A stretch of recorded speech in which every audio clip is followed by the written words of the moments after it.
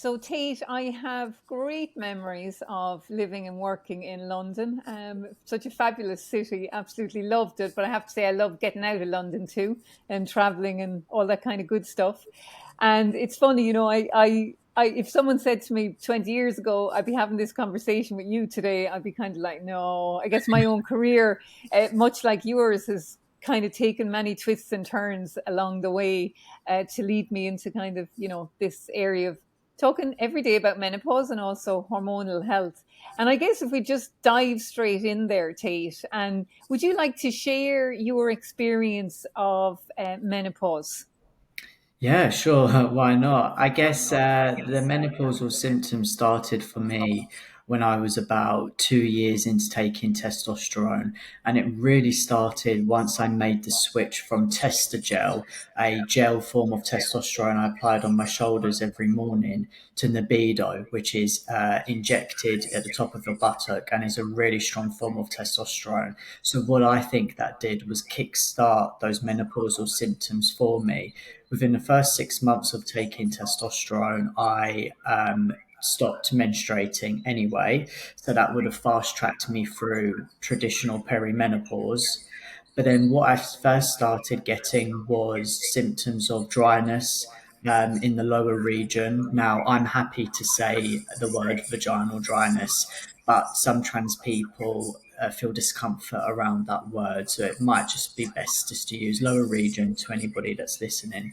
But yeah, I started experiencing dryness and feeling like I constantly had a UTI. And I just figured maybe testosterone was changing things down there because I wasn't informed about maybe getting menopausal symptoms. And I certainly had no awareness of it when I was presenting female because I presented female for 19 years. So, unfortunately, like I think a lot of people think menopause is an old woman's issue. So, it wasn't on my mind at all.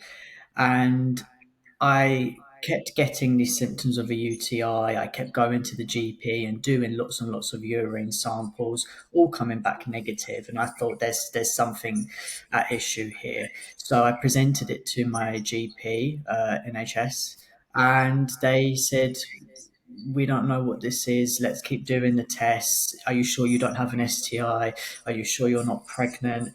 Let's send you for a smear test. Let's send you for an ultra scan. I did all of these appointments and they were really, really invasive. And they all came back Mm, with the same thing. We don't know what this is. All negative, Mr. Smith. So I thought, okay, well, I'm going to have to pay private healthcare costs to see my endocrinologist who originally prescribed my testosterone back in 2019. And by the time I was experiencing these symptoms, it was 2021. So I did exactly that. And we had a virtual call similar to this. And she said, oh, yeah, that's vaginal atrophy. That's a symptom of the menopause right there.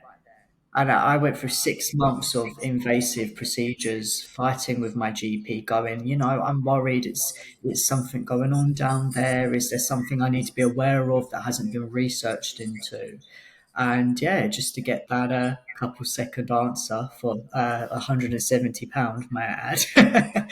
But yeah, I was prescribed estrogen cream with Vestin that very same day and was instructed to apply it nightly, which really helped relieve the symptoms straight away because it was really discomforting, uh, having, sexual intercourse and, wearing boxers and like, not being able to wear skinny jeans and things like that. Like it just felt really delicate down there. So that really helped me. And I've been applying it 2 to 3 nights a week as maintenance, which has really helped. And now I am tackling more of the cognitive symptoms, so brain fog okay. and forgetfulness. And I'm obviously now concerned about what will happen once I have a hysterectomy. But that's a bridge that I'm probably going to cross much later on. Because it's a lot to deal with, right? And like, just if we look at the vaginal atrophy, it's so common. It's one of the most common Yes. symptoms for so many. But yet, what I would find is that there's a reluctance to talk about it, and there's also the lack of awareness, like you experience. And Mhm. I guess it can be it's harrowing, the symptoms, really, because they're so debilitating. Like if you look at, where you might be kind of on that road where you're being prescribe medication for UTIs, but yet you don't have a UTI, and it can actually make the experience worse. Or what I would see for a lot of people is that they feel they've thrush-like symptoms, and Mm. they, might, Yes. apply an over-the-counter cream, and but it's not thrush at all. But I think what was unfortunate, Tate, is the fact that there wasn't a conversation in terms of, look, you might experience symptoms like this, which would have just you wouldn't have had that 6 months of kind of back and forth, which Mm. I guess that's why the education and awareness is so important, isn't it? Completely. And you touched on a really important point there, which is there's a reluctance to talk about vaginal atrophy and call out what it is. And especially with us trans guys, Mm. especially if, like me, they weren't informed about it or maybe were not aware that it was going to affect them. And when it does, because we experience such dysphoria in our bodies and discomfort anyway, having that extra layer of discomfort is not something we want to talk about, and nobody wants to talk about their privates, right? I certainly didn't. And it took me about a year after I started taking the cream to confidently speak about it. I did an Instagram post, I've incorporated it into my speaking engagements. I've got over that shame and I've processed it because I don't want any other trans man or a non binary trans masculine person who may or may not be taking testosterone, because obviously we would go through it anyway as assigned female at birth people. Mm. I don't want them to feel that same shame. And I want them to be able to have that word actually, because when I was Googling these symptoms, I didn't know what I was looking for. So I was going effects of testosterone and dryness and extreme levels of thrush and things like that. But once you then have that resource for vaginal atrophy, whether it's the NHS or medical Mm. websites, you then know how to treat it. The problem is that it's geared a lot to cisgender women, so Yeah, reading it, yeah. there's a lot of female language. The marketing is pink. There's a lot of Mm. gender washing there. So it's really, really important for me to be able to talk about it. And part and parcel of that is educating GPs. I'm doing quite a bit of work through just sharing my story, speaking with medical professionals when I can, university researchers, so that they can inform medical bodies and anybody that they know that yes, trans people do go through the menopause too.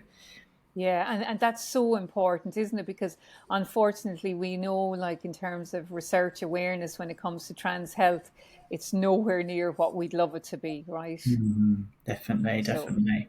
and you mentioned, sorry, Tate, if you don't mind, what would you mind sharing what age you are now currently? Yes, no problem. I'm 24, about to turn 25. Yeah, Yeah. I know I look So about. like but it's very young, you know what I mean? Because like you said just earlier, we think about menopause like we're always forever thinking about the older woman, and it's something that I talk about a lot, that it may impact all genders and it may impact all ages from adolescence. So that's a huge part of the awareness when Mhm. it comes to menopause. You mentioned another key area is the cognitive side of it. Did you notice that straight off, or is that a more recent symptom? That's a more recent symptom, actually. I thought that it was due to stress. You can probably relate to this, trying to find any other excuse and possible symptom to distract from what you're really feeling, like a thrush or a UTI, and then realizing you're going through the menopause. With me, I thought, oh, I'm being a bit forgetful. Maybe I'm a bit stressed. Maybe I've just got too much on my mind. And then I spoke with other people in the menopause space, and it would make sense. The amount of years I've been on testosterone now, nearly 5 years, I've still been taking that libido, that really strong injection, applying that cream. And yeah, unfortunately, that is something that I'm currently working through. The way that I'm dealing with it is writing everything down, setting lots of reminders. I recently consulted a client on inclusive menopause, and they had a really great brochure actually that I could read at. Granted, it was aimed towards women, but it was so fantastic because it had a section about how walking actually activates your neural pathways and it Mm, clears them. And I thought, oh, okay, so that's why I get all my bright ideas and feel refreshed after having a walk. So what I've been doing is taking more walks, making sure I'm just processing information and most importantly, giving myself the patience because I don't want mm. this to become an issue for me. You know, I'm already dealing with the physical side. I don't want to beat myself up for my brain letting me down, as per se. Yeah, and it's kind of we have to be compassionate towards ourselves, don't we? And I think Yeah.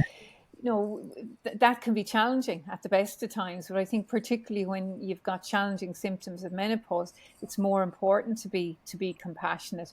I know up here in kind of the north in Donegal, there was a doctor who came up with the term the green prescription, and it was all about it's a bit like the Japanese term Shinran Yuku, which is Mm. forest bathing, and just the benefit. But it's like the benefit of being outside, but the benefit of walking, the oxygen that goes to the brain, and really just like it's a bit like clearing the cobwebs, isn't it?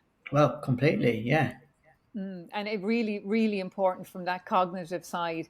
And I think it's the most challenging symptom when it comes to menopause Mm. is the brain fog and the cognition and so forth. But I think again, it's having that awareness will help in terms of what are the steps that you can take to preempt it, which it sounds like you're already all over that one. Mm. Yeah, trying um to at least. Yeah. yeah, and it's a bit like I always kind of say with all stages, you kind of have to adapt and be flexible because maybe what worked 6 months ago mightn't work now, and you have to be continuously kind of reviewing what you're doing and how you're supporting yourself. So Hmm. you mentioned hysterectomy. Is that a next step for you? Yes, it is for me personally. Not all trans men choose to go through it, and that's Mm, completely their choice.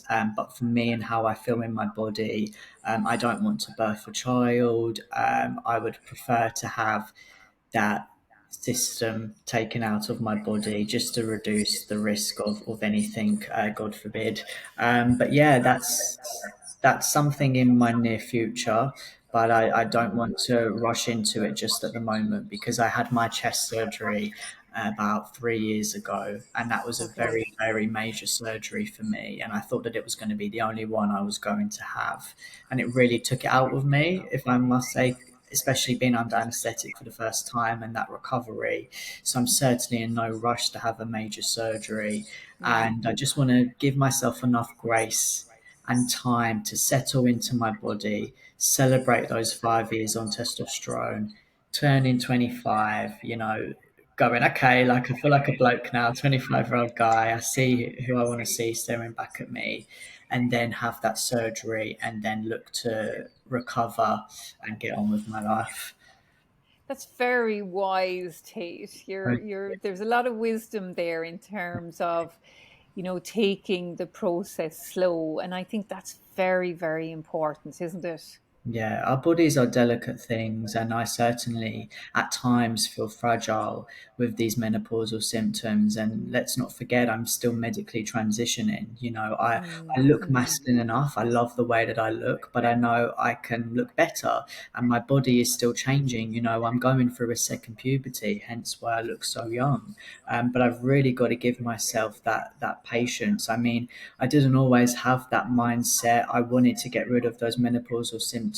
I used to beat myself up about not having a beard, but I had to really look at myself and go, Tate, yes, you're 24, but your body and what you're going through is the equivalent of a 14-year-old boy that you was at school with. So give yourself the grace and have some patience. yeah. And just speaking of a 14-year-old boy, have you found how's your skin been with everything? Have you found that challenging?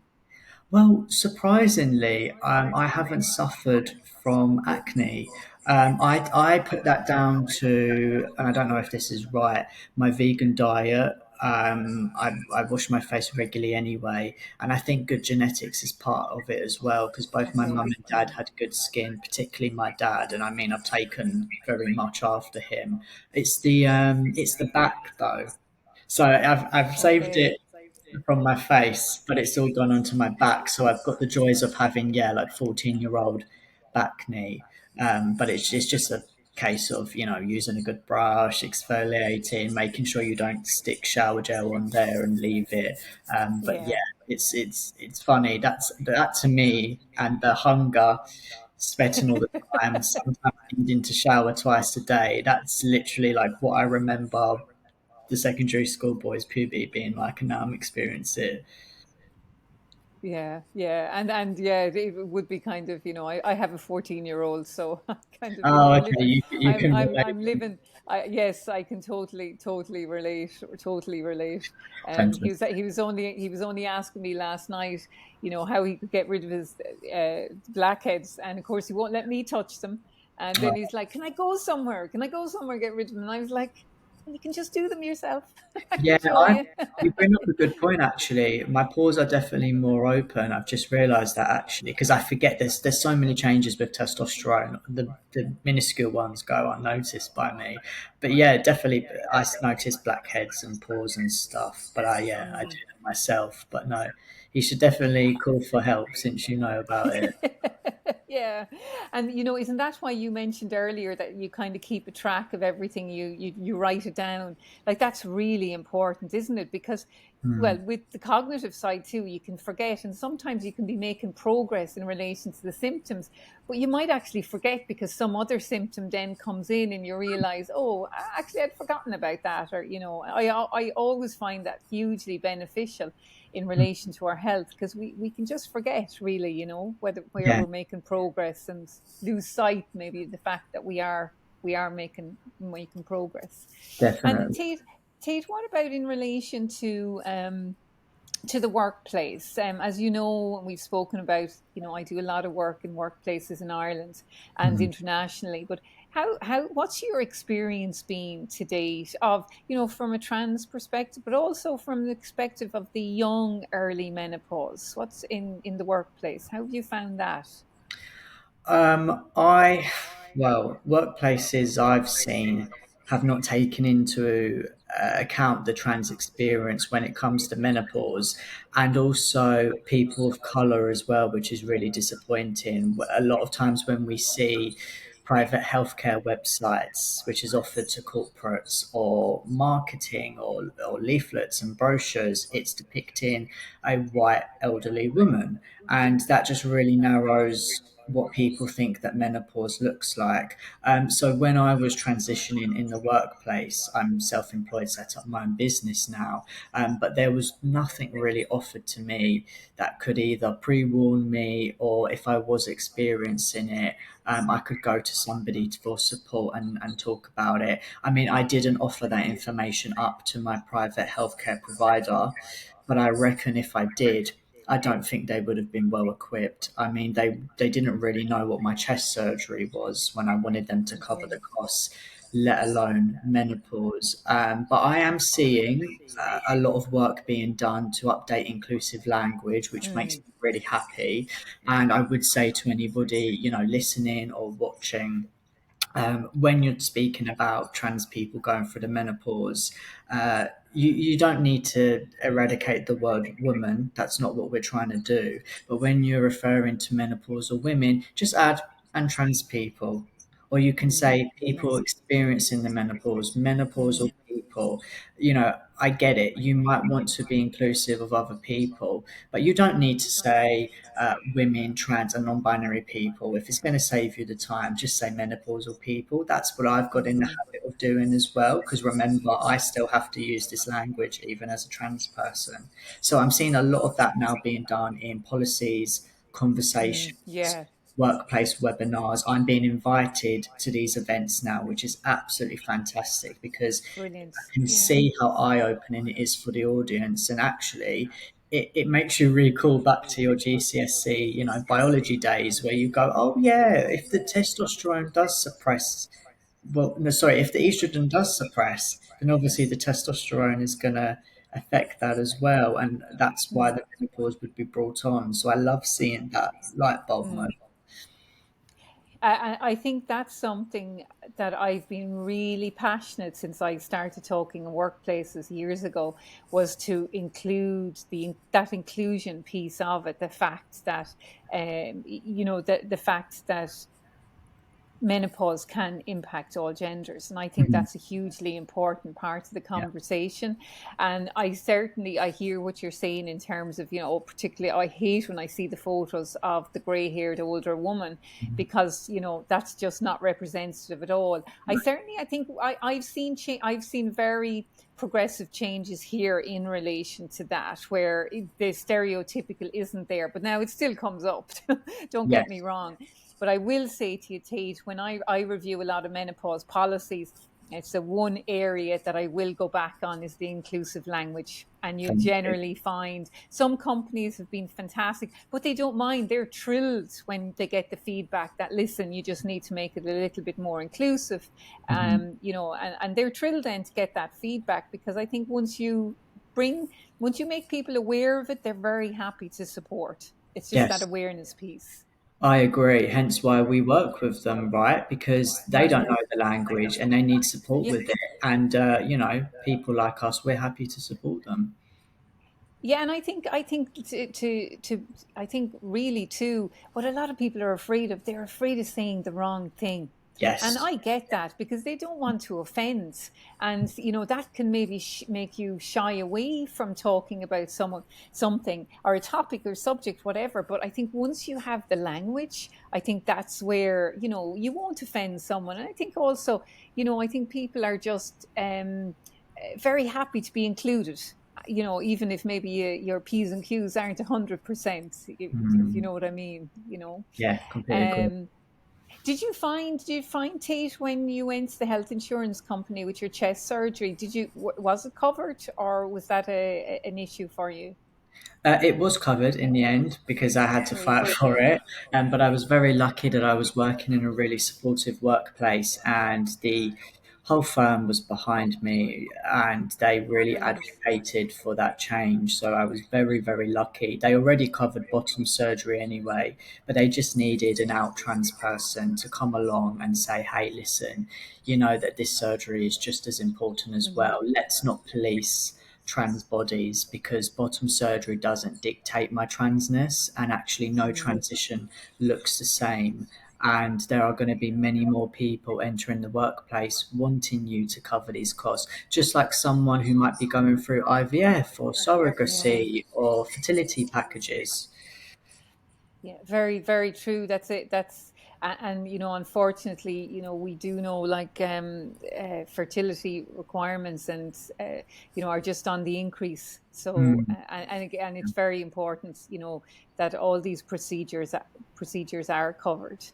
mhm. Do you find now, you're self-employed now? How do you find that? Well, I really enjoy it. I mean, there are people probably going to be listening thinking, self-employed at 25, what's he doing? But I mean, I came straight out of college at 19 after failing my A levels, doing a legal secretary course, and went straight into work. And I was very, very lucky that I worked my way up very quickly. I worked very, very hard. And then at the same time, I launched a public speaking career, started consulting internally in my workplaces, and then branched out externally, and then became an advocate for the trans community all at the same time. So, what I've done is I've set myself up for a nice and rewarding career outside of law. And naturally, I got to the top of my game last year. I had all these fantastic speaking engagements behind me. I was having so much fun with it, and I saw the impact my consulting was having, and having conversations like these where I'm going, you know, that you just need to adapt the language. Oh, thank you, Tate. We love that we have this advice now and can count on you. And I thought, why don't I take that and shape a consultancy for myself? Mm, I've got a good brand now. I deliver lunch and learns where I talk about the trans male lived experience. I've got the consulting, I've got the strong background in law and amongst other corporates, particularly in Canary Wharf. That's where I started. So I want to make sure that every workplace is trans inclusive and not afraid to ask these questions. So it's coming up to a year now, this May. I'll be launching my company formally. I've got lots of exciting work to showcase and nice new snazzy branding, which will be launching soon. So, Great. yeah, I'm having That's fun. very exciting, isn't it? Very Uh, exciting. and I think what's very powerful, Tate, is that you're using your voice and your experience to help others and to pave the way for others. And I think that's where we do similar work in terms of our advocacy is born from our own journeys and from our own passion in terms of supporting. We're in it together is what I always say. In relation to workplaces, what if you were to say, top three starting points a workplace can take to support trans health, but also to support, maybe going through the menopause or even the hormonal aspects of it? What would that be, or what would that look like? First and foremost, I would say get that language correct. Go through policies, go through anything that could be gendered, whether that be menopause, fertility, surrogacy, women's and men's only events. Update it to make sure that it's inclusive of all gender identities. And if you need support with that, get a consultant in. It doesn't need to be me, although I'm happy to help. And then, second of all, check that your private medical insurance benefits packages cover gender affirming healthcare and surgery, both top and bottom, for trans people. The reason I say this is because the waiting list now is 5 to 7 years on the NHS in the Wow. UK, Wow. but Okay. they are seeing one patient a week. So when you think about it, you could actually, if you enter the system now, be waiting 20 years. So what us trans people have to do is turn to private healthcare, which is extortionate. And now private healthcare have their own waiting list and are at capacity now. So if you can provide that level of healthcare, cut those costs, really alleviate that stress off of your trans employee.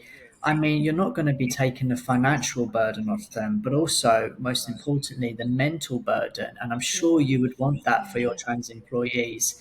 And Mm. thirdly, I would say make sure teams, line managers, colleagues, everybody, senior leaders is involved in trans inclusion. Don't shy away. It's not a controversial topic. Do firm wide emails to say we support you when it's Trans Day visibility on the 31st of March. Celebrate Pride Month. Make sure you're hosting panels that showcase trans and non binary people and not just what you perceive LGBT people to be, gay white men, Mm. really showcase the whole spectrum and keep drilling this in. Have that terminology training, host these lunch and learns, webinars, get fantastic trans speakers in, and put resources up on your intranet. It's really important that you're having these conversations, you're educating people, and then you're continuously doing it as well. You don't want it to be a 1 day a year thing, particularly when it's Mm. Trans Awareness Week in November. You don't want to do all the work then and leave it all year round, because what's going to happen if someone comes out as trans and you don't have that policy and you don't have that blueprint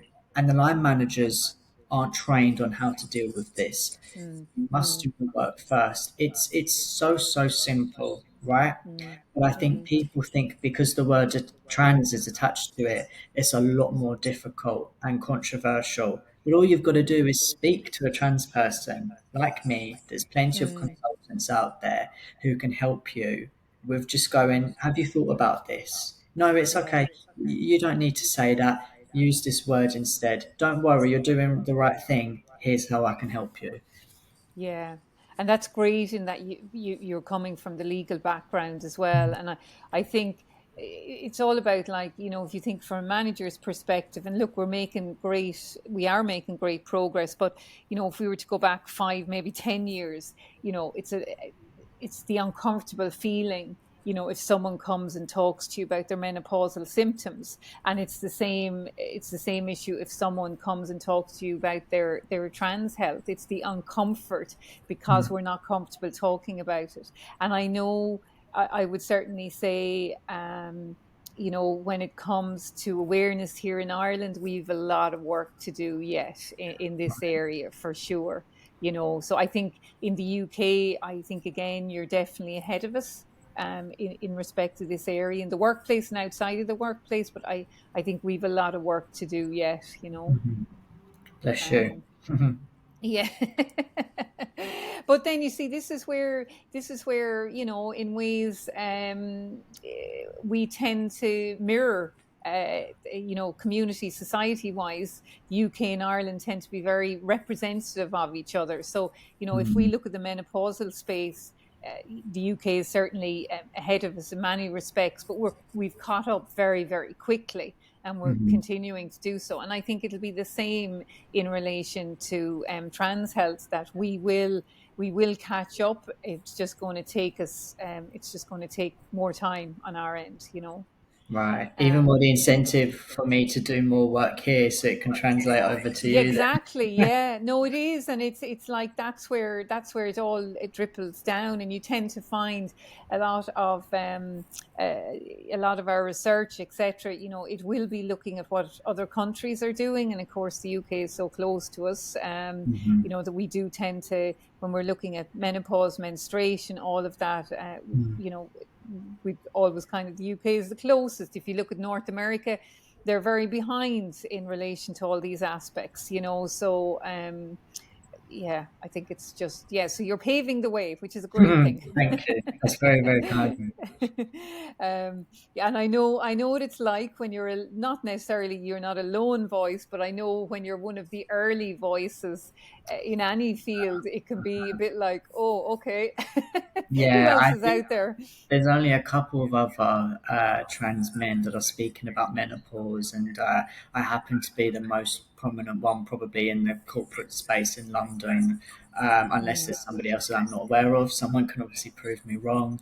But yeah, I definitely do feel that. But as an activist, it just gives me that drive to advocate for more change and speak more openly about it, because I've always wanted to be a change maker, a trailblazer, and mm. if I can give back to the community and help other trans guys this way, then I want to do that. Yeah, yeah, which is brilliant. Have you any advice that you would give to someone who maybe is just on the cusp? You see, you kind of like hoping. I know here, say we have specialist menopause clinics now that are covered by our. So our HSE is kind of, your equivalent is the NHS. So Yeah. we would have public clinics here, but these are very new. They've only come in the last couple of years, and certainly there isn't a sub part of them that, is there just for, specifically for the trans experience of menopause, but it is really that anyone going through that would fall in under the general, complex menopause clinic. But is Mhm. there any advice that you would give someone who's maybe just about to start that journey, and just isn't aware? Is there even any specific websites that you'd gear them towards, or point Mhm. them in the direction of? Any advice, Tate? Yeah, certainly. I mean, you can have a look at my work. I do lots of infographics about my journey with menopause. You can Brilliant. give me a follow at Tate Smith. The first And I'll website. put I'll put any links, Tate, you mentioned. I'll put them all in the show notes. Thank you, thank you. But the first website that I came across that specifically referenced trans, non-binary, gender diverse menopause was Gender GP, which is a private healthcare provider. I believe they advised British Menopause Society on their inclusive language, which is really fantastic. Great. So they're a good resource. Granted, it is a one pager. I would really love to see more research being done, but from my understanding of working and speaking with researchers in the NHS, this is being done. It just needs Okay. funding, or it may not be made public yet. But my advice would be take all of this information, make some notes if you're listening to this podcast, and present that to your GP if any of this relates to you. And I'm happy for anybody to reach out to me as well. I don't want anyone to feel like they're going through it alone. But what I Thank would you. say is you're going to have to politely challenge your GP, and don't let them do what they did to me, which was throw quite, insulting options like, are you sure you're not pregnant? Are you sure you haven't had a secret STI? Things like that. Stand your ground, just like I did, and say, no, I know how I'm feeling. There's a trans man I've heard speaking about this. I've read this website. Even if you've looked at Reddit threads or something on a forum, that's enough, because unfortunately there's not enough trans male representation anyway, let alone in the menopause space. So if you find something that you relate to, note it, note down all of your symptoms in the notes on your phone, like I did, and present that to your GP, and make sure you get that cream, because you definitely don't want to be suffering in silence. Mm. And the one thing you do find with local estrogen, the local estrogen, the body responds very quickly. Within 2 weeks, you Oh, generally start to see definitely. an improvement. Yeah, Yeah, yeah. it did for me. Okay, brilliant. Tate, thanks so much. Thank you for the amazing work you're doing, Thank because you. I know it's helping people, in the UK and close to your home, but don't underestimate the reach and the impact that that will have over now and over the coming years as well. So it's really powerful, because you know yourself, the psychological aspects are very, very challenging. And, Mhm. it's really, I think sometimes when you're just not alone, that somebody else has experienced it or is going through it, that's very, very powerful for anyone, and offers great support. So Mhm. we'll share you if you send me any links that you'd like me to mention in the show notes, and Sure. we'll Yeah. share all of that Mhm. on the podcast, and where people can connect with you. And I think it's very much watch this space, because I think you have at the age of 25, the ripe old young age of 25, says the Exactly. 53-year-old. You have a great journey and adventure ahead of you, which I think is going to be fantastic. So yeah, I'm thrilled to have gotten to know you, and to be sharing these adventures with you.